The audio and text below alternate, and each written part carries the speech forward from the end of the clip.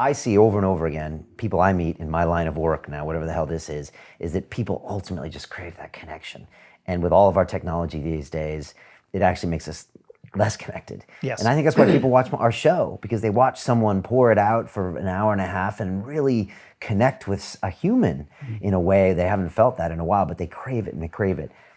So I'd love to talk about that as well, but talk about with the connecting with yourself, because that's an interesting point. Well, I think this is the most fascinating connection, our connective opportunity, or relationship in the world. I mean, a lot of people would say it's God, and whatever you believe in, I respect it.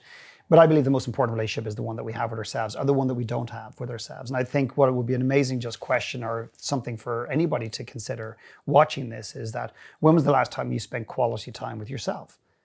Without your phone on, without your laptop on, without a movie, without a book, without anything. It was, when was the last time you literally, and I encourage every one of my coaching clients, not every one of them does it, by the way, just so we're clear, every single one of them to spend at least minimum 2 days and 1 night away with themselves, minimum once a year, but ideally twice a year, like every 6 months.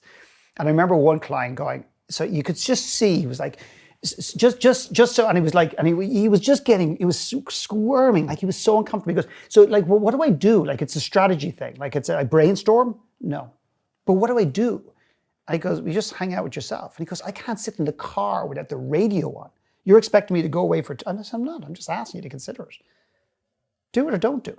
So he rings me about 4 weeks later and he goes, quick question, just a bit of clarity about this thing. I said, yeah, go for it. He goes, myself and Chris, who was on the coaching program at the time, he said, we're both going to go away together, but we're not going to hang out during the day. We're going to sleep in the same, like, house, whatever. Is that okay?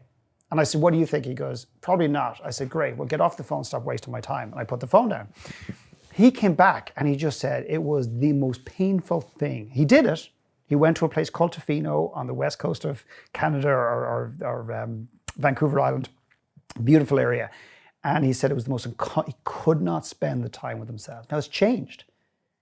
And as a result of him getting to a point where he was comfortable enough in his own skin just to have time with himself, it's improved every other relationship in his life. Mm-hmm.